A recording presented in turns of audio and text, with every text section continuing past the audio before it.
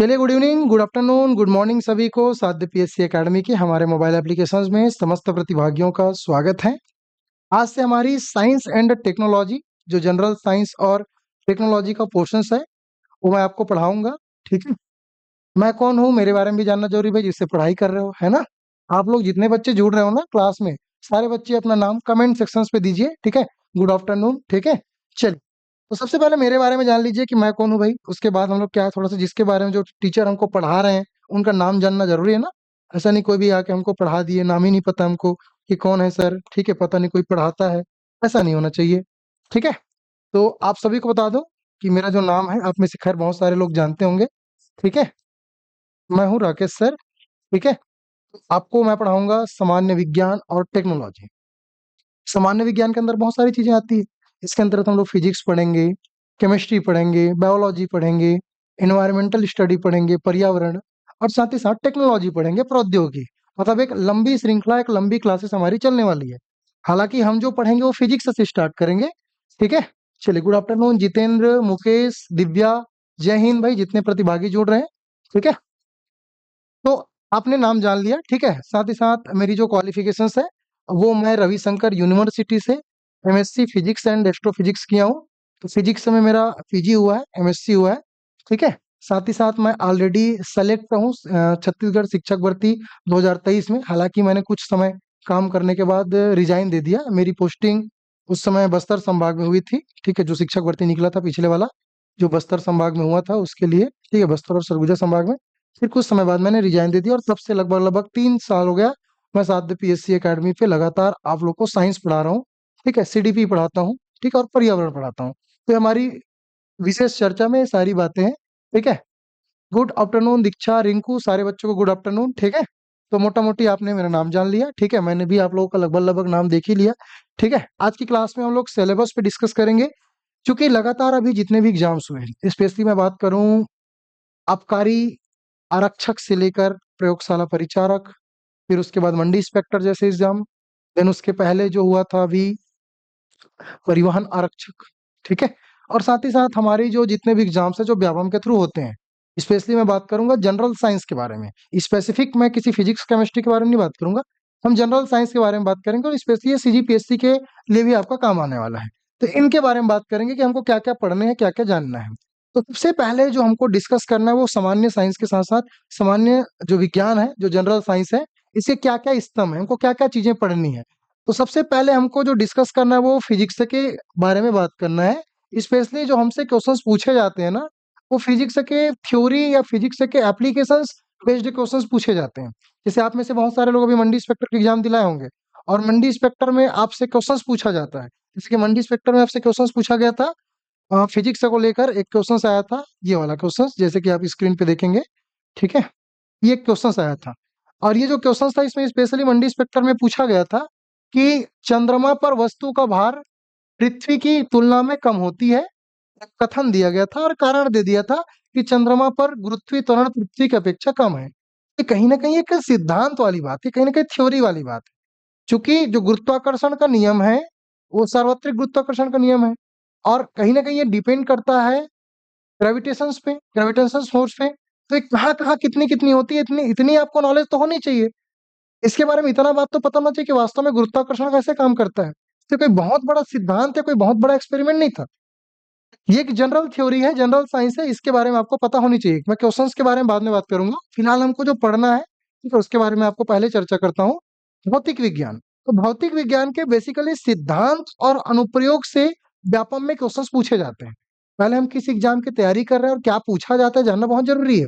ऐसा नहीं कि हमको पूरा फिजिक्स के अंकित प्रश्न आने चाहिए, या फिजिक्स के पूरे न्यूमेरिकल क्वेश्चंस, या क्या बोलते हैं हमारा जो कॉन्सेप्ट है वो आने चाहिए। हमको इसके थ्योरी और इसके एप्लीकेशंस के कॉन्सेप्ट को समझना है। हीट है, हीट। हमको गर्मी के समय सफेद कपड़े पहनने की सलाह क्यों दी जाती है? ठंडी के समय हमको डार्क कपड़ा, जिसको हम लोग बोल रहे हैं कि जो काले कपड़े हैं उसकी सलाह क्यों दी जाती है? तो भैया गर्मी के समय अगर हम सफेद कपड़ा पहनते हैं तो ये हीट को क्या करता है, रिफ्लेक्ट करता है।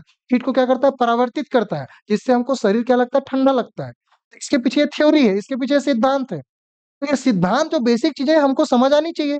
तो ये हम लोग जानेंगे फिजिक्स से, साइंस से। जो भौतिक विज्ञान है इनके थ्रू जानने का प्रयास करेंगे। दूसरी तरफ अगर मैं बात करूं आपसे, तो दूसरी तरफ हम लोग फिजिक्स से पढ़ेंगे ही, उसके बाद जो हमारा जो अगला थ्योरी होगा वो हम जानने का प्रयास करेंगे रसायन विज्ञान, केमिस्ट्री। केमिस्ट्री हमको क्या पढ़ना है?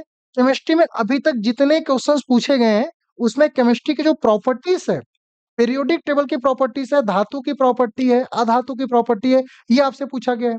कुछ सिंपल केमिकल रिएक्शंस आपसे पूछे जाते हैं, कुछ फार्मूलास आपसे पूछ लिए जाते हैं, पीएच वैल्यू, अम्ल, क्षार, लवण, ये सारी चीजें पूछी जाती हैं। जैसे कभी हाल ही में मंडी इंस्पेक्टर के एग्जाम में आपसे पूछा गया था पीएच वैल्यू, भैया अम्ल का पीएच वैल्यू, क्षार का पीएच वैल्यू और उदासीन का पीएच वैल्यू कितना होता है। बेसिकली हमको जो पढ़ना है वो पढ़ना है कुछ स्पेशल प्रॉपर्टीज और कुछ रिएक्शंस के बारे में। ठीक है, तो ये हम लोग केमिकल रिएक्शंस के थ्रू पढ़ेंगे। साथ ही साथ बायोलॉजी, जहाँ पे हम लोग पूरे अपने बॉडी और कोशिका के बारे में जानेंगे। अभी तक मैं जितना भी क्वेश्चंस पेपर देखा हूँ, जो स्पेशली आबकारी आरक्षक के बाद जितने हमारे छत्तीसगढ़ में व्यापम के एग्जाम्स हुए, सीजीपीएससी के एग्जाम्स हुए 2020 के बाद जितने भी, वहां पे हमने अब तक जितनी भी रिसर्च किया है, रिसर्च करने के बाद ये पूछा जाता है तो ज्यादातर आपसे ब्लड के बारे में पूछा गया है, आपके बॉडी के ऑर्गन के बारे में पूछा गया है, और स्पेशली पूछा गया है सेल के बारे में। जैसे कि अभी एक क्वेश्चन आया था, है ना, मेटाफेज, एनाफेज, टीलोफेज तक आपको एक सीक्वेंस में जमाना था। ठीक है, जब समसूत्री विभाजन होता है तो 5 अलग-अलग चरणों से होकर गुजरता है। इन 5 अलग-अलग चरणों को व्यवस्थित कीजिए करके क्वेश्चंस दिया गया था। ठीक है, अभी हाल ही के एग्जाम में जहां तक मुझे याद आ रहा है मंडी इंस्पेक्टर में, हाँ, ये वाला क्वेश्चन जिसके बारे में बात कर रहा हूँ, मंडी इंस्पेक्टर के एग्जाम में हाल ही में आपसे पूछा गया था, आपको ये जमाना था। और सबसे इंपॉर्टेंट ये कि हमको किस टाइप के प्रश्न व्यापम पूछ रहे हैं उसका नॉलेज होना बहुत जरूरी है ना, कि कथन कारण वाले प्रश्न पूछ रहे हैं या सीक्वेंस, असेंडिंग या क्रोनोलॉजी, किस टाइप के प्रश्न पूछे रहे हैं। जैसे कि दिया गया था सूत्री विभाजन के प्रावस्था को व्यवस्थित जमाइए, अलग अलग 5 अवस्था दिया गया था, पश्चावस्था, अंतरावस्था, मध्यावस्था, अंत्यावस्था और पूरी अवस्था। ठीक है, तो ये सारे जो फेजेस हैं, सारे टीलोफेज तक, ठीक है, टीलोफेज तक कैसे किस क्रम में होता है, इतनी बातें तो किसी स्टूडेंट को जाननी चाहिए कि वास्तव में कोशिका विभाजन या कोशिका है क्या चीज। तो ये सारे तमाम तरह के जो क्वेश्चंस है जो पूछे जाते हैं वो व्यापम में यहीं से पूछे जाते हैं, इसी थ्योरी से पूछे जाते हैं। तो हमको जानना जरूरी पढ़ने से पहले कि वास्तव में हमको क्या पढ़ना है, क्या छोड़ना है। तो हमके बॉडी को, हमारे जो बॉडी के ऑर्गन्स हैं, वो हमारे बॉडी के ऑर्गन्स के बारे में जानना बहुत इंपॉर्टेंट, कि हमारे बॉडी में कौन कौन से ऑर्गन है। भैया हमको लंग्स के बारे में पता ही नहीं है, हमारे बॉडी के अंदर लंग्स है। हमको हमारे अंदर खून दौड़ रहा है, खून के बारे में पता ही नहीं है। हम ब्लड डोनेट कर रहे हैं, हमको ब्लड के बारे में, डोनेशन कब होता है पता ही नहीं है ना। वास्तव में हमारा जो ब्लड ग्रुप है वो ओ है, लेकिन हमारा भाई का ब्लड ग्रुप बी प्लस या बी निगेटिव है, तो उसका बी पॉजिटिव बी निगेटिव क्यों हुआ है। हमको ये जानना जरूरी है कि अगर ओ पॉजिटिव जो ब्लड ग्रुप का है, अगर किसी और ब्लड ग्रुप को उसके ऊपर चढ़ा दिया जाए, या बी ब्लड ग्रुप है किसी और ब्लड ग्रुप को उसके ऊपर चढ़ा दिया जाए, तो उस व्यक्ति की मृत्यु हो जाती है। तो ऐसा क्या कंडीशन है, क्योंकि हम लोग साइंस पढ़ रहे हैं, हमको कारण जानना जरूरी है ना। हम हवा हवा में बात नहीं कर सकते, ऐसा होगा, ये सब नहीं चलता साइंस में। साइंस में विद प्रूफ, ऑब्जर्वेशन के थ्रू, जो एनालिटिकल अप्रोच है, जो लॉजिकल क्षमता है, उसके थ्रू आपको रीजन सहित ये जानना है। क्योंकि अब तो कथन कारण वाले प्रश्न बनने लगे हैं, और कथन कारण वाले प्रश्न में तो आपको बहुत इंपॉर्टेंट हो गया है कि अब हर एक सब्जेक्ट के कॉन्सेप्ट के ऊपर आपको ध्यान हो। और व्यापम के जितने भी एग्जाम से हैं, वहां 6 से 7 क्वेश्चंस साइंस के पूछे ही जाते हैं। अभी तक मैं देखा हूँ जितना एग्जाम्स है, 6 से 7 क्वेश्चंस पूछे ही जाते हैं। सीजीपीएससी में 7 से 8 क्वेश्चंस पूछे जाते हैं, और आप में से मैक्सिमम बच्चे सीजीपीएससी प्रीलिम्स तो देंगे ही। ठीक है, तो ये चारों सेक्शंस जहां से हमने भी डिस्कस कर रहे हैं, भौतिक, रसायन, जीव विज्ञान, देन उसके बाद पर्यावरण। पर्यावरण में जो क्वेश्चंस पूछे जाते हैं वो आपके बायोडायवर्सिटी, इकोसिस्टम और पॉल्यूशन से क्वेश्चंस पूछे जाते हैं।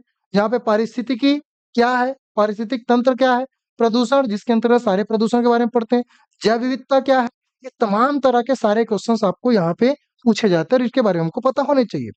देन लास्ट में हम लोग डिस्कस करेंगे टेक्नोलॉजी। टेक्नोलॉजी के अंतर्गत आपकी, चूंकि अभी लगातार क्वेश्चंस करंट अफेयर में पूछे गए थे, Chandrayaan, Chandrayaan first, Chandrayaan two, Chandrayaan three, Chandrayaan four आने वाला है, फिर चंद्रयान 5 पे काम चल रहा है। इसरो के बहुत सारे लॉन्च व्हीकल हैं, तो उसके थ्रू, लॉन्च व्हीकल के थ्रू कौन कौन से जो सैटेलाइट है वो लॉन्च किए गए हैं। पीएसएलवी, जीएसएलवी है क्या चीज, ये कैसे काम करता है। ठीक है, हम इसरो को क्यों पढ़ते हैं, हम डीआरडीओ को क्यों पढ़ते हैं, डीआरडीओ क्यों जानना जरूरी है, अनुसंधान या रिसर्च जो भी हो रहा है वो क्यों इंपॉर्टेंट है भारत के लिए। ये सारे चीजें हम लोग टेक्नोलॉजी के बारे में पढ़ेंगे। साथ ही साथ मंगलयान, उसके बारे में भी पढ़ेंगे। तो सारी जो जितने भी मिसाइल्स हैं, जितने भी सैटेलाइट्स हैं, जितने भी उपग्रह हैं, इसको जानना बेहद इंपॉर्टेंट है, क्योंकि हम लोग एक ऑफिसर्स बनने वाले हैं, एक अधिकारी बनने वाले हैं। ठीक है, कहीं ना कहीं हम समाज में चेंज लाने वाले हैं। समाज में बदलाव लाने वाले हैं। तो कम से कम ये छोटी-छोटी बेसिक बातें हमको पता होनी चाहिए। चलिए, तो ये तो कुछ सब्जेक्ट हो गए हमारे सामान्य विज्ञान के कुछ अलग-अलग, जिसको मैंने बाँटने का प्रयास किया कि विज्ञान के इतने अलग-अलग पार्ट होते हैं, ये सारी चीज़ें हमको पढ़नी है। लेकिन पर्टिकुलर अगर मैं फिजिक्स की बात करूँ, तो फिजिक्स में हमको क्या पढ़ना है सर? कहाँ से अब तक ज़्यादा क्वेश्चंस पूछे गए हैं, ये जानना बहुत इंपॉर्टेंट हो जाता है। अगर मैं फिजिक्स की बात करता हूँ, तो फिजिक्स के अंतर्गत जो महत्वपूर्ण टॉपिक दिए गए हैं, वो टॉपिक में आपको सबसे पहले पढ़ना लाइट। बहुत इंपॉर्टेंट टॉपिक है लाइट, ठीक है? जिसको हम लोग प्रकाश बोलते हैं। और प्रकाश अपने आप में एक बेहद इंपॉर्टेंट चैप्टर हो जाता है, क्योंकि हमको लाइट के बारे में जानना बहुत इंपॉर्टेंट है। लाइट के कॉन्सेप्ट जानना ज़रूरी है, दैनिक जीवन में हम देखते हैं, है ना? जब हम वाहन चलाते रहते हैं, गाड़ी चलाते रहते हैं, स्कूटी चलाते रहते हैं, तो हमको भई रास्ते में हमारा जो वाहन के अगल-बगल में जो साइड मिरर लगी हुई है, उस साइड मिरर में हम देखते हैं पीछे से जो ट्रक आ रहा है, वो बहुत छोटा प्रतिबिंब बन रहा है। वो बड़ा क्यों नहीं बन रहा है? छोटा ही क्यों बनाया गया है? तो सारे छोटे-छोटे बारीकियाँ हैं कि परावर्तन की घटना क्या है, अपवर्तन की घटना क्या है, लेंस की घटना क्या है, उत्तल लेंस, अवतल लेंस क्या है, मृगमरीचिका क्या होती है, अपवर्तनांक क्या होती है, ये सारी छोटी-छोटी बातें और इसके एप्लीकेशंस इम्पोर्टेंट है, अनुप्रयोग। हमको जो एप्लीकेशन है, जो अनुप्रयोग है, ये पढ़ना और ये जानना बहुत इम्पोर्टेंट, ठीक है? दूसरी तरफ अगर मैं बात करूँ तो सेकंड इम्पोर्टेंट चैप्टर है विद्युत। विद्युत मतलब इलेक्ट्रिसिटी। आप साइंस के स्टूडेंट हैं, आपको बेसिक जो इंस्ट्रूमेंट है, बेसिक सर्किट है, उसके बारे में पता होना चाहिए कि भैया वोल्टेज क्या है? आपको पता ही नहीं है कि वोल्टेज क्या है, करंट क्या है, ठीक है? रेजिस्टेंस क्या है, आपको पता ही नहीं है। तो कम से कम छोटी-छोटी चीज़ें आपको पता होना चाहिए। भैया सेल क्या होता है? जो हमारी बैटरी में है, जो मोबाइल में जो सेल लगा हुआ है, वो सेल को हम लोग फिर से चार्जिंग कर सकते हैं, फिर वो 100% हो जाता है, फिर धीरे-धीरे वो चार्जिंग खत्म होता है, फिर चार्जिंग करते हैं। लेकिन जो घड़ी का सेल होता है, उसको हम दोबारा चार्जिंग नहीं कर सकते। तो कुछ ना कुछ तो अंतर होगा घड़ी के सेल और जो आपके मोबाइल में जो सेल लगा हुआ है या मोबाइल में जो बैटरी लगा हुआ है, या जिस माइक से आपकी क्लास हो रही है, उस वाले सेल में कुछ ना कुछ तो अंतर होगा। तो कौन-कौन सी चीज़ है? इन्वर्टर क्या होता है? बहुत सारे बच्चों को इन्वर्टर के बारे में पता ही नहीं है कि इन्वर्टर क्या काम करता है। बहुत सारे बच्चों को भैया रेक्टिफायर के बारे में, ट्रांजिस्टर के बारे में, डायोड के बारे में पता ही नहीं, तो कम से कम ये छोटी-छोटी जो बातें हैं, छोटी-छोटी जो अवधारणाएँ हैं, वो पता होनी चाहिए। जो टेस्टर यूज़ करते हैं, आप जो प्रेस यूज़ करते हैं, इस्त्री, आयरन जिसको बोलते हैं, या जो आप बल्ब देखते हैं ना, बल्ब, बल्ब के अंदर फिलामेंट रहता है, वो फिलामेंट कई बार क्या होता है, झड़ जाता है। तो फिलामेंट क्यों जला? कभी-कभी पूरे घर में शॉर्ट सर्किट हो जाता है, या पूरे घर को एक सर्किट से जोड़ा जाता है और एक छोटा-सा फ्यूज़ वायर लगाया जाता है। वो फ्यूज़ वायर कैसे काम करता है? कैसे पूरे घर के जितनी भी इलेक्ट्रिसिटी है उसको बचा लेता है, एक छोटा-सा फ्यूज़ वायर। आजकल तो एमसीबी आ गए, नीचे गिर जाता है। ठीक है? तो ये कैसे काम करता है, छोटी-छोटी बातों हमको जानना ज़रूरी है। तीसरा इम्पोर्टेंट चीज़ है गति और बल, जिससे क्वेश्चन्स लगातार पूछे जाते हैं। जैसे मैं बोला ना, गति और बल, जैसे कि न्यूटन के नियम, गुरुत्वाकर्षण, जहाँ पे मंडी इंस्पेक्टर अभी क्वेश्चन्स पूछा गया था, अभी दिखाया था। तो गुरुत्वाकर्षण के बारे में जानना ज़रूरी है, वृत्तीय गति के बारे में जानना ज़रूरी है। कि वास्तव में न्यूटन ने जो नियम दिए थे गति के और बल के नियम दिए थे, ये क्यों इम्पोर्टेंट? क्यों गुरुत्वाकर्षण हमारे लिए महत्वपूर्ण हो जाता है? तो ये छोटी-छोटी जितने पॉइंट्स हैं वो आपको समझना है, आपको जानना है। साथ ही साथ एक चीज़ और पढ़ना है, वो है तरंग। तरंग, जैसे मैं अभी क्लास में पढ़ा रहा हूँ, आपके घर तक आवाज़ जा रही है। मेरे बहुत सारे बच्चे अभी हो सकते हैं सरगुजा से हों, हो सकते हैं सुकमा से, हो सकते हैं कोई दंतेवाड़ा से हो सकते हैं कोई और कहीं से हो, अलग-अलग जगह से आप बहुत सारे लोकेशन से बिलॉन्ग करते हैं। कहीं न कहीं ये मेरी आवाज़ यहाँ साध्य पीएससी एकेडमी के क्लासरूम से ये कैसे जसपुर तक पहुँच गया? कैसे ये नीचे सुकमा तक पहुँच गया? तो कुछ ना कुछ तो ऐसा होगा, तो वो है वेव, वो है तरंग। हम लोग जानने का प्रयास करेंगे कि वास्तव में ध्वनि क्या है ना? ध्वनि क्या है? इसके बारे में जानने का प्रयास करेंगे। देन लास्ट टॉपिक जो हम लोग पढ़ेंगे वो पढ़ेंगे हीट, ऊष्मा। ऊष्मा क्या है? इसके बारे में जानने का प्रयास करेंगे, ठीक है? ठीक हो गया, ब्रेक हो गया था। क्लास रुक गया था। ठीक है, तो हीट, हीट क्या है? जिसमें हम लोग को तापमान पढ़ना है, चालन, संवहन, विकिरण होना है। ये वही हीट है जिसके बारे में हम लोग लगातार चर्चाएँ करते रहते हैं। हीट कहने का मतलब ये कि हम गर्मी के दिन में देखते हैं कि बहुत हल्का कपड़ा पहनने को पसंद करते हैं, मन मज़ा आता है। लेकिन गर्मी के दिन में देखते हैं कि भैया हमको भारी-भारी वज़नदार कपड़ा पहनने के लिए बोला जाता है। कई बार गर्मी के दिन में सलाह दिया जाता है कि ज़्यादा मोटा कपड़ा मत पहनो, उससे अच्छा तो पतले-पतले कपड़ पहन लो, या एक मोटा चादर ओढ़ने की जगह आप छोटे पतले-पतले वाला चादर पहन लो। ऐसा आपको सलाह दिया जाता है। तो इसके पीछे क्या रीजन है, इसके पीछे क्या साइंस है, इस पर हमारी चर्चाएं चलेंगी। ठीक है, इतनी बातें आपको पता होनी चाहिए फिजिक्स में। ठीक है, साथ ही साथ हम लोग कुछ प्रीवियस ईयर क्वेश्चन पेपर देखेंगे कि व्यापम में अभी तक कहाँ कहाँ से किस किस टॉपिक से क्वेश्चन पूछे गए हैं। स्पेशली अगर मैं बात करूँ फिजिक्स से, तो फिजिक्स में अगर मैं बात करता हूँ तो सबसे महत्वपूर्ण जो टॉपिक हो जाता है फिजिक्स का, वो हम देखने को मिलता है दृष्टि दोष। मैक्सिमम क्वेश्चंस पूछते हैं कि निकट दृष्टि दोष क्या है, दूर दृष्टि दोष क्या है, ये तारों का टिमटिमाना या परावर्तन, ये सीजीपीएससी भी यहीं से क्वेश्चंस बनाते हैं। सीजीपीएससी का भी मैक्सिमम रहता है लाइट से क्वेश्चंस, मतलब इसका मतलब है कि लाइट से क्वेश्चंस पूछे जाते हैं, प्रकाश से प्रश्न पूछे जाते हैं। ठीक है, पूरे प्रकाश से प्रश्न पूछे जाते हैं। दूसरा, विद्युत धारा से पूछे जाते हैं भैया, विद्युत धारा। ठीक है, इलेक्ट्रिसिटी, इलेक्ट्रिसिटी से क्वेश्चंस पूछे जाते हैं, स्पेशली यूनिट पूछ देते हैं, विद्युत धारा को किससे मापते हैं, प्रतिरोध को किससे मापते हैं। ये छोटी छोटी बातें हैं, छोटी छोटी कॉन्सेप्ट है जो आपको जानना जरूरी है। देखो साइंस में सबसे अच्छी बात क्या पता है, बस आपको प्रॉपर तरीके से क्लास अटेंड करना है, जो मैं पढ़ाऊंगा जो मैं लिखवाऊंगा उसको लिखना है नोट्स, बस आपका काम हो गया। कोई दुनिया भर का चीज नहीं जानना है, एक लिमिटेड चीज है जो कि आपको कॉन्सेप्ट से क्लियर हो जाएगा। अगर आपने कॉन्सेप्ट समझ लिया, क्वेश्चंस कैसे भी दे आपसे बन जाएंगे। कोई बहुत वास्ट नहीं है। ठीक है, एक लिमिटेड चीज, हमको लिमिटेड चीज पढ़ना, दुनिया भर की चीज नहीं पढ़ना है। एक क्वेश्चन आता है आपके इंद्रधनुष के बनने से, मतलब आपके वर्ण विक्षेपण की घटना क्यों घटित होती है, यहाँ से क्वेश्चन पूछे जाते हैं। तो ये तो हमारा हो गया फिजिक्स के टॉपिक्स, कि फिजिक्स में इन इन सिलेबस के थ्रू ये चीजें हमको पढ़नी है। स्पेशली अगर मैं बात करूं, गति बल, प्रकाश, ध्वनि तरंग, विद्युत धारा और उष्मा, ये हमारे इंपॉर्टेंट टॉपिक्स है। ठीक है, लेकिन उसके बाद हमारी जो अगली डिस्कशन चलेगी वो केमिस्ट्री पे चलेगी, कि सर रसायन से भी क्वेश्चन पूछे जाते हैं, रसायन शास्त्र से किस प्रकार के प्रश्न पूछे जाते हैं। तो जो हमारी सामान्य विज्ञान है, सामान्य विज्ञान से स्पेशली जो प्रश्न पूछे जाते हैं वो लगातार हमने देखा परमाणु से क्वेश्चंस पूछे जाते हैं। परमाणु बोल देने से मात्र एक शब्द परमाणु नहीं है, इस परमाणु लेसन के अंतर्गत, इस परमाणु चैप्टर के अंतर्गत बहुत सारे टॉपिक्स आते हैं। जैसे कि परमाणु संचय के अंतर्गत इलेक्ट्रॉनिक विन्यास आते हैं, इलेक्ट्रॉनिक कॉन्फ़िगरेशन बहुत इंपॉर्टेंट है।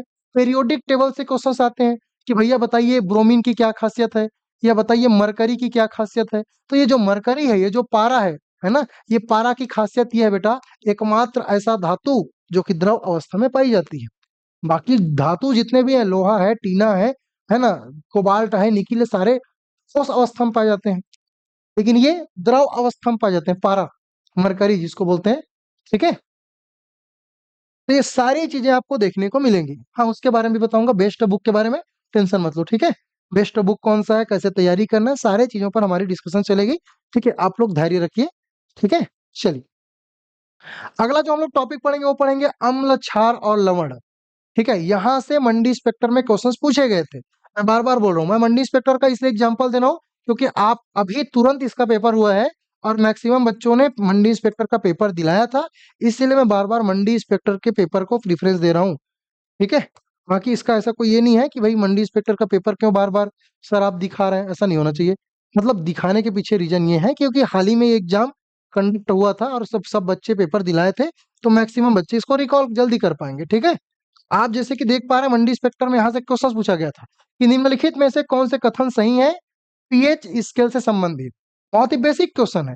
अगर आपने पीएच स्केल पढ़ा है, पीएच स्केल के बारे में जानते हैं, है ना, तो आपको बिल्कुल ही बता सकते हैं। सामान्य विज्ञान में ही खास अच्छी बात है कि बहुत ही बेसिक क्वेश्चन आपसे पूछे जाते हैं, बस आपको जानना जरूरी है। जैसे कि पीएच इक्वल टू 7, क्या ये उदासीन है? पीएच की वैल्यू छोटी है 7 से तो क्या ये अम्लीय है? पीएच की वैल्यू क्या बड़ी है 7 से तो क्षारीय है? या पीएच स्केल 1 से 7 तक होती है, क्या ये सही है? तो भैया ये सही है, ये सही है, ये सही है, तो गलत है, क्योंकि 1 से 7 नहीं, 1 से 14 तक होती है। तो बस आपको ये जानना है। ठीक है, आपको ये जानना है कि कौन सा सही है, कौन सा गलत है और किस तरीके से क्वेश्चंस को सॉल्व किए जाते हैं। हमने देखा था ना 7 से कम है, 1 2 3 4 5 6 7, तो ये अम्लीय प्रवृत्ति का बचपन से पढ़ते आ रहे, 9वीं 10वीं 11वीं 12वीं से। देखिए यहाँ यहाँ से क्वेश्चंस आपके पूछे जाते हैं कि लिमिटेड सोर्स है, तो आपको ये पता होना चाहिए। ठीक है, कि हमको क्या क्या चीजें पढ़ना है, दुनिया भर की चीजें नहीं पढ़ना है, सामान्य विज्ञान है। क्योंकि बहुत सारे बच्चे ना आर्ट वाले होते हैं, बहुत सारे बच्चे कॉमर्स वाले होते हैं, आप में से ही बहुत सारे बच्चे आर्ट्स वाले होंगे, कॉमर्स वाले होंगे, है ना, या अदर बैकग्राउंड से होंगे, कोई साइंस वाला जरूरी थोड़ी है। तो हमको कम से कम बेसिक चीजें पता होनी चाहिए। देन एक और चैप्टर जो पढ़ना है वो पढ़ना है हमको धातु के बारे में। धातु कहने का मतलब ये है कि हमको जो पढ़ना है वो पढ़ना है आपको धातु, अधातु, या धातुओं का क्षरण कैसे होता है, संक्षारण पढ़ना है कि लोहे में जंग कैसे लगता है ना? लोहे में जंग कैसे लगता है, अयस्क क्या चीजें हैं, यहाँ से सीजीपीएससी प्रीलिम्स में लगातार क्वेश्चंस पूछे गए हैं। ठीक है, सीजीपीएससी प्रीलिम्स में यहाँ से क्वेश्चंस पूछे गए हैं। तो भैया संक्षारण और ये अयस्क के बारे में बताइए, क्योंकि छत्तीसगढ़ में पर्याप्त मात्रा में अयस्क पाई जाती है, पर्याप्त मात्रा में खनिज पाई जाती है, तो यहाँ से लगातार क्वेश्चंस पूछे जाते हैं। साथ ही साथ आप सबको बता दूं, गैस के बारे में क्वेश्चंस पूछे जाते हैं। गैस के बारे में अगर बात करूं तो नाइट्रोजन कैसे बनाया जाता है, ऑक्सीजन कैसे बनाया जाता है, क्लोरीन कैसे बनाया जाता है और इसकी क्या उपयोगिता है, ये सारी छोटी छोटी बातें आपसे एग्जाम में पूछ लिए जाते हैं। तो ये सारे टॉपिक्स हमको जानना बेहद इंपॉर्टेंट, ठीक है। इसके बाद अगर मैं बात करूं पूरे केमिस्ट्री और फिजिक्स के बाद, जो हमको अगला जो चरण में प्रीवियस ईयर क्वेश्चंस, जैसे कि मैंने आपको डिस्कस किया कि कहाँ कहाँ से क्वेश्चंस बनाए जाते हैं, कहाँ कहाँ से क्वेश्चंस पूछे जाते हैं, तो यहाँ पे अब तक बहुलक से क्वेश्चंस पूछे गए व्यापम के एग्जाम में। एक तो फेवरेट क्वेश्चन है व्यापम का, व्यापम का एक क्वेश्चन है फेवरेट क्वेश्चन, और पीएससी भी उसको पूछ चुका है। और वो फेवरेट क्वेश्चन ये है कि जर्मन सिल्वर में, आप में से कोई बच्चा सिल्वर पेपर दिए होंगे प्रीलिम्स का या व्यापम का प्रीवियस ईयर क्वेश्चन सॉल्व किए होंगे, तो ये देखेंगे कि जर्मन सिल्वर में जो सिल्वर होती है, चांदी, इसकी प्रतिशत कितनी होती है, एक बार नहीं कई बार पूछा गया है। हाँ, ये महिला सुपरवाइजर जितने भी एग्जाम्स है व्यापम के द्वारा जो कंडक्ट कराया जाता है, सारे एग्जाम के लिए महत्वपूर्ण है, ठीक है। तो जर्मन सिल्वर में सिल्वर की मात्रा कितनी होती है, ये एक नहीं भाई कई बार पूछा गया है। साथ ही साथ पानी का रासायनिक सूत्र, और ऐसे बहुत सारे, भावन सोडा का रासायनिक सूत्र बताइए, खाने का सोडा का रासायनिक सूत्र बताइए, ठीक है, साबुन का और डिटर्जेंट में क्या रासायनिक गुण है, तो फॉर्मूलास या सूत्र भी आपसे पूछे जाते हैं, और अभी तक व्यापम में सारे क्वेश्चंस पूछे गए हैं। साथ ही साथ मेथेन या कुछ और अदर गैसेस हैं, है ना, जैसे कि एथेन, मेथेन है, ठीक है, प्रोपेन, ब्यूटेन, यहाँ से भी क्वेश्चंस पूछे जाते हैं रसायन में। तो ये कुछ हमारा महत्वपूर्ण टॉपिक है। बायोलॉजी की बात कर लेते हैं कि हमको बायोलॉजी, जीव विज्ञान में क्या क्या चीजें पढ़नी है। तो अगर मैं बायोलॉजी की बात करूं तो पूरे हमको स्ट्रक्चर के बारे में पढ़ना है, पूरे ह्यूमन बॉडी के बारे में पढ़ना है, और वास्तव में जानना है कि ह्यूमन बॉडी में कौन कौन से ऑर्गन है। तो सबसे छोटी इकाई, जैसे कि हमको अगर घर बनाना है तो घर ऐसे नहीं बन जाता। घर बनाने के लिए सबसे पहले छोटी इकाई क्या है, ईंट। ईंट से क्या बनेगा, दीवार बनाते हैं। क्या बनाते हैं, दीवार। तो छोटे छोटे ईंट को रखेंगे और ईंट को रख रख रख रख के क्या करेंगे, दीवार बनाएंगे। और दीवार से क्या बनाते हैं बेटा, दीवार से चार दीवार बनेगा तो फिर कमरा बनता है, और कमरा से क्या बनता है, आपका घर बनता है। मतलब अगर घर बनाना है, हमको ह्यूमन बॉडी को बनाना है, तो सबसे जो छोटी यूनिट की तरह जो काम आएगी, वो छोटी यूनिट कौन काम आएगा, वो छोटी यूनिट काम आएगी ईंट। तो सिमिलरली अगर पूरे बॉडी ये बना है, तो बॉडी किससे बना है, ये बॉडी बना है कोशिका से। किससे बना है, कोशिका, सेल से बना है। छोटे छोटे कोशिका से मिलके बॉडी में ऊतक बने हैं, और ऊतक से मिलके हमारे ऑर्गन्स बने हैं, ठीक है।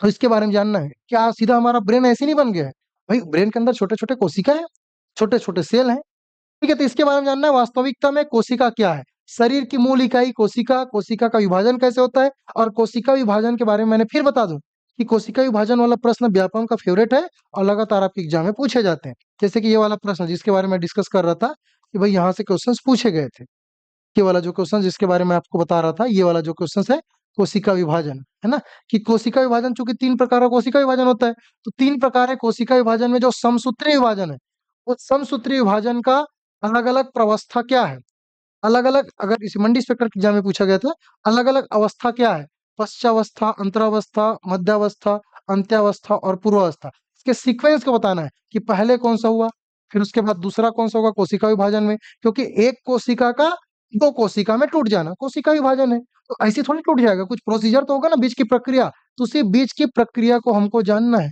कि कैसे कैसे होता है। तो ये चरणों को पूछा गया था, चूंकि अब व्यापम ना अपना पैटर्न चेंज कर दिया, और हमको पढ़ाई भी करना है, तो उसी पैटर्न पे पढ़ाई करना है, क्योंकि भैया जैसा एग्जाम में पूछा जा रहा है उसी पैटर्न में पढ़ेंगे तब तो हमारा एग्जाम निकलेगा ना। पता चला हमको पेपर का कुछ सिलेबस अलग है, पेपर का जो एग्जाम ओरिएंटेशन पैटर्न अलग है, और हमको दूसरा ही पढ़ा रहे हैं। तो जो आपको टीचर पढ़ा रहा है उसको एग्जाम का नॉलेज होना चाहिए कि आप किस एग्जाम की तैयारी कर रहे हैं और आपको कैसा पढ़ाना है, ठीक है। तो कहीं ना कहीं ये आपको देखने को मिलेगा। तो ये हमको कोशिका और कोशिका विभाजन पढ़ना है। साथ ही साथ हमको स्पेशली इस बात पर फोकस रहना है कि मानव बॉडी के जितने ऑर्गन्स हैं, जैसे पाचन तंत्र, श्वसन तंत्र, परिसंचरण तंत्र, तंत्रिका तंत्र, उत्सर्जन तंत्र, ठीक है, ये सारे तंत्र के बारे में जानना इंपॉर्टेंट है। जो हम खाना खाते हैं वो कैसे पचता है, जो हम सांस ले रहे हैं कैसे बॉडी को एनर्जी दे रहा है या बॉडी तक पहुंच रहा है, कैसे हमारा ब्लड का फ्लो हो रहा है, कैसे कैसे हम अपने सांस लेने की क्रिया में ऑक्सीजन को अंदर ले रहे हैं और कार्बन डाइऑक्साइड को छोड़ रहे हैं, क्या और भी गैस हम लोग ले रहे हैं कि नहीं ले रहे हैं, कैसे हमारे मुंह से जो या जो हमारे मल और मूत्र के थ्रू कैसे जो उत्सर्जी जो पदार्थ है वो कैसे बाहर हो रहे हैं इन उत्सर्जी अंगों से। तो इसके बारे में जानना बहुत जरूरी है भाई, बॉडी के बारे में पता होना जरूरी है ना भाई। को अपने शरीर के बारे में ही नहीं पता है तो फिर क्या मतलब है ना पढ़ाई करने। तो अपने बॉडी के बारे में जानना जरूरी है। इसके साथ ही साथ कुछ आपको वनस्पतियों के बारे में जानना है, जैसे पेड़ पौधे है ना, पेड़ पौधे वनस्पति शास्त्र के अंदर जानना जरूरी है कि कैसे ये कार्य करते हैं। जैसे एक क्वेश्चन आया था, अगर मैं क्वेश्चन देखूं मंडी इंस्पेक्टर का ही प्रेफरेंस देखूं, क्योंकि मंडी इंस्पेक्टर में आप यहाँ पे देख पाएंगे, ठीक है, मंडी इंस्पेक्टर में क्वेश्चन पूछा गया था आपसे। हाँ ये वाला क्वेश्चन आप सबको याद आ रहा होगा, जैसे मैं क्वेश्चन दिखा रहा हूँ तो आप में से अगर बहुत सारे बच्चे पेपर दिए होंगे तो आप सबके ब्रेन में चल रहा होगा कि पादप में फ्लोएम द्वारा, किसके द्वारा, फ्लोएम द्वारा किस पदार्थ का स्थानांतरण नहीं किया जाता है। नहीं किया जाता है पूछे, किया जाता है नहीं पूछे। तो आपको पता होना चाहिए ना कि ये भैया जाइलम है क्या चीज है, आपको पता होना चाहिए कि जाइलम कैसे काम करता है। तो देखिए थोड़ा ध्यान पूर्वक समझिए, ये हमारा पृथ्वी है ना, और ये जो पृथ्वी की लेयर है उससे यहाँ से मान के चलिए कुछ जो हमारी पेड़ पौधे हैं वो पेड़ पौधे यहाँ से निकला हुआ है, और इस प्रकार से हमारी जो पेड़ पौधे हैं इनकी पत्तियां हैं मान के चलिए, ठीक है, इनकी बहुत सारी पत्तियां हैं, तो ये बहुत सारी पत्तियां निकली हुई है। पत्तियों में छोटे छोटे छोटे छोटे छिद्र पाए जाते हैं, पत्तियों के छोटे छोटे छिद्र को स्टोमेटा बोलते हैं, ठीक है, क्या बोलते हैं, स्टोमेटा, रंध्र, ठीक है। अब चूंकि ये जो पत्तियां हैं, ठीक है, अब 2 मिनट के लिए सोचो, ये पेड़ पौधे को भी भोजन चाहिए तो प्रकाश संश्लेषण के थ्रू भोजन बनाते हैं, इनको पानी कहाँ से मिलता होगा, क्योंकि पानी तो हम जमीन के अंदर देते हैं ना, पेड़ पौधे को थोड़ी छींटते रहते हैं, ये इतना बड़ा पेड़ है ऐसे से थोड़ी डालते हैं पानी, ऐसे से नहीं डालते भैया, हम जड़ को पानी देते हैं, किसको देते हैं, जड़ को पानी देते हैं। तो ये जो नीचे इसकी जड़ें हैं वो काफी नीचे तक गई हुई है, और जमीन के नीचे आप सबको पता है कि जमीन के नीचे क्या है, जमीन के नीचे है जल, है ना, तभी तो बोर खोदते हैं या कुआं खोदते हैं, तब हमको क्या मिलता है, पानी मिलता है, वाटर के थ्रू, ठीक है, किसके थ्रू, वाटर के थ्रू। तो एक नली है जिसके बारे में पूछा गया है, एक फ्लोएम और एक जाइलम, क्या है, फ्लोएम और जाइलम। तो एक नली है फ्लोएम, ये नली है फ्लोएम, यहां तक गई है, और एक नली है जाइलम, क्या है, एक नली है जाइलम जो यहां तक गई है, दो नली, इसको जो नीला कलर का है उसको मैं नाम दे रहा हूं जाइलम, ठीक है, और एक नली जो मैंने येलो कलर की बनाई है उसको मैंने बोला फ्लोएम। ये दो नली है जो जमीन के नीचे पूरे, जो जड़ा है ना, जड़ जड़, वो जड़ नीचे में फैला हुआ है, तो एक जाइलम है और एक फ्लोएम है। अब आपको यहाँ पे रट्टा नहीं मारना है, नीचे चूंकि जमीन के नीचे में क्या है, पानी है, तो भैया क्या होता है, जो रूट होता है उसके अंदर रूट कैप होता है, और रूट कैप नीचे खुदाई करता है, वो खुदाई करते करते करते करते जैसे बोर की खुदाई करते हैं ना, और नीचे पानी खींच के लाता है, वैसे ही ये क्या करता है, पानी को, जो पानी की मात्रा है उसको ऊपर लेके जाता है, और ये पानी फिर आपके चला गया ऊपर, चला गया चला गया चला गया, इसके थ्रू यहाँ ये आ गया पानी।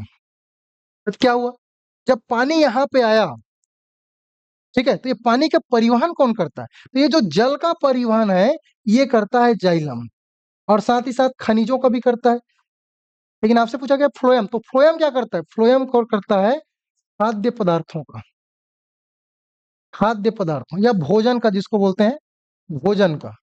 तो आपसे क्या पूछा गया था पेपर में, आपसे पूछा गया था कि पादप में फ्लोएम द्वारा किस पदार्थ का स्थानांतरण नहीं किया जाता। तो भैया जल तो जाइलम के द्वारा किया जाता है, जल के द्वारा किया जाता है जाइलम का, तो जो जाइलम नली है इसके थ्रू जल का किया जाता है। तो आपसे पूछा गया फ्लोएम नहीं किया जाता, तो option number C is the correct answer, क्योंकि जो फ्लोएम है वो फ्लोएम किसा करता है, खनिज पदार्थों के साथ साथ खाद्य पदार्थों का सेवन करता है, जबकि जाइलम किसा करता है, जल का परिवहन करता है। तो ये नली है, पाइप है जो पत्तियों तक आती है, फिर इसी पत्ती जहां पे यहाँ पे आप देख रहे हैं, इसी पत्ती में क्या आ गया, इसी पत्ती में देखो जल आ गया H2O, क्योंकि वायुमंडल में कार्बन डाइऑक्साइड फैला हुआ है, कार्बन डाइऑक्साइड की मात्रा कितना है कमेंट करके बताओ, वायुमंडल में, वायुमंडल में कार्बन डाइऑक्साइड की मात्रा कितनी है, बहुत सारी गैस है ना, नाइट्रोजन 78%, ऑक्सीजन 21%, कार्बन डाइऑक्साइड भी प्रेजेंस है, और कार्बन डाइऑक्साइड की मात्रा होती है 0.003%। तो यहाँ पे इसको वायुमंडल में कार्बन डाइऑक्साइड मिल गया, साथ ही साथ ये जो पत्ती है वो हरा रंग का है, और हरा रंग के पीछे रीजन ये है क्योंकि यहाँ पे क्लोरोफिल है, क्या है? क्लोरोफिल। अब ये सारी चीजें देखो पत्ती में आ चुका है, पत्ती में आ चुका है। क्या क्या चीजें पत्ती में आ चुका है? H2O कहाँ से आया? जाइलम के थ्रू। कार्बन डाइऑक्साइड कहाँ से आया? तो वायुमंडल में आया कार्बन डाइऑक्साइड। कोई ला के नहीं दिया है, वायुमंडल में ऑलरेडी है। क्योंकि वायुमंडल में नाइट्रोजन 78% है, ऑक्सीजन 21% है, कार्बन डाइऑक्साइड 0.03% है। ये सारी चीजें मिलता है किससे साथ? पत्तियों में एक साथ।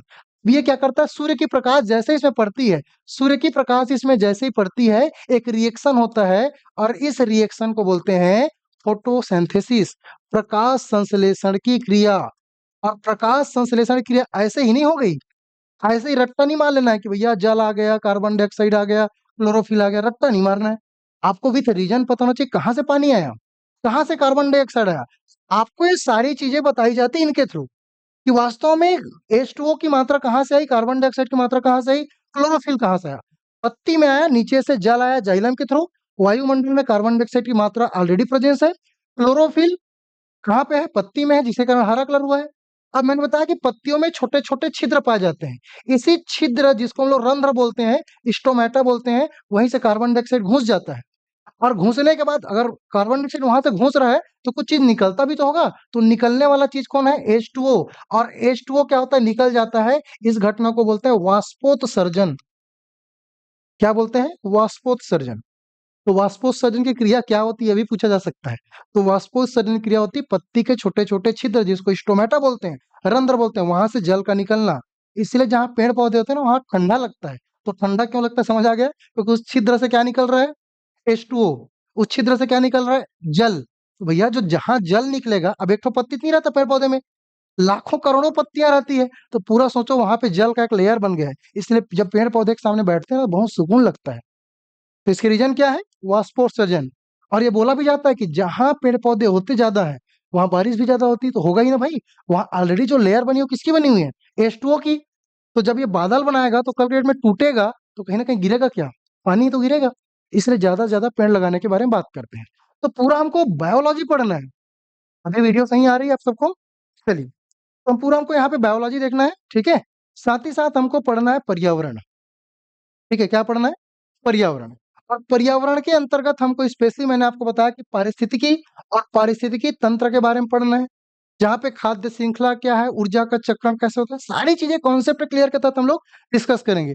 ये उत्पादक हरे पौधे ही क्यों उत्पादक होते हैं, बाकी और चीज हरे पौधे के छोड़ के बाकी चीजें क्यों उत्पादक नहीं होते? क्या रटना है क्या पेड़ पौधे उत्पादक है, कि समझना भी है कि क्यों पेड़ पौधे को हम लोग उत्पादक बोलते हैं। मुझे क्यों उत्पादक नहीं बोला जाता, तुमको क्यों नहीं बोला जाता, आप में से किसी को क्यों नहीं बोला जाता उत्पादक? इसके पीछे कुछ ना कुछ रीजंस होंगे। तो इसको यहाँ पे पूछा जाएगा, ठीक है। साथ ही साथ हमको बहुत सारे और यहाँ पे अलग अलग पर्यावरण के अंतर्गत टॉपिक्स पढ़ने हैं, जैसे कि प्रदूषण, यहाँ से CGPSC प्रीलिम्स। और साथ ही साथ अगर मैं बात करूं आपका व्यापम मैच और क्लाइमेट, जहाँ से लगातार क्वेश्चंस पूछे जाते हैं, ठीक है। तो ये सारी चीजें पढ़नी है। यहाँ पे जलवायु के अंदर ग्रीन हाउस इफेक्ट, ओजोन परत, ये सारी टॉपिक्स हमको वन बाय वन पूछना है, या वन बाय वन जानना है, वन बाय वन पढ़ना है, ठीक है। इसी तरीके से हमको टेक्नोलॉजी के बारे में पढ़ना है, जिसके बारे में मैंने ऑलरेडी बता दिया कि टेक्नोलॉजी में सबसे पहले तो इंपॉर्टेंट जाता है इसरो, कि इसरो के बारे में जानना और इसरो के मिशन के बारे में जानना। सौर ऊर्जा, पवन ऊर्जा, परमाणु ऊर्जा क्या है, कौन-कौन से नवीनीकरणीय ऊर्जा संसाधन है, कौन-कौन से अनवीनीकरणीय ऊर्जा संसाधन है। सोलर पैनल बहुत ज़्यादा हाइलाइटेड रिकमेंडेड अभी कॉमन सेंस चल रहा है, तो उससे क्या प्रश्न बनाए जा सकते हैं। डिफेंस के बारे में जानना है कि भारत की जो डिफेंस सिस्टम है, ये कैसे काम करता है। साथ ही साथ आईसीटी और सूचना प्रौद्योगिकी के बारे में भी जानना जरूरी है, कि वास्तव में आईसीटी है क्या चीज़, सूचना प्रौद्योगिकी है क्या चीज़। तो ये तमाम तरह के टॉपिक हमको अपने साइंस के अंतर्गत पढ़ना है। देखने में तो लग रहा है कि बहुत वास्ट पढ़ना है सर, लेकिन ये सारी चीज़ें ना, खास बात है कि 6वीं से 10वीं स्तर की चीज़ें पढ़नी है, लेकिन विथ रीजन पढ़ने। अभी तक क्या हमने साइंस तो पढ़ा है, लेकिन साइंस को कारण सहित नहीं पढ़ा, इसलिए हमको साइंस थोड़ा-सा टफ लगता है। लेकिन आप यकीन मानिए कि जब क्लास में जुड़ेंगे, अच्छे से पढ़ेंगे, तो आपको सारे कॉन्सेप्ट क्लियर हो जाएँगे। बहुत ही छोटी-छोटी बातें आपको सिखाई जाएँगी, हर एक चीज़ें विथ एप्लीकेशन, रटना नहीं है, समझने पे फोकस किया जाएगा। और साथ ही साथ आपको स्मार्ट नोट्स बनाए जाएँगे, ठीक है? ये पीडीएफ आप देख ही रहे हैं, अपने आप में स्मार्ट है, ठीक है? तो ये सारी चीज़ें आपको हमको दे हमारे क्लास में आपको देखने को मिलेगा, ठीक है? चलिए, आज का क्लास कैसा लगा ये आप ज़रूर कमेंट करके बताइए, ठीक है? फिर कल मुलाकात करेंगे और अगले सेशन पे बात करेंगे। तब तक के लिए जय हिंद, जय भारत, वंदे मातरम। Thank you so much.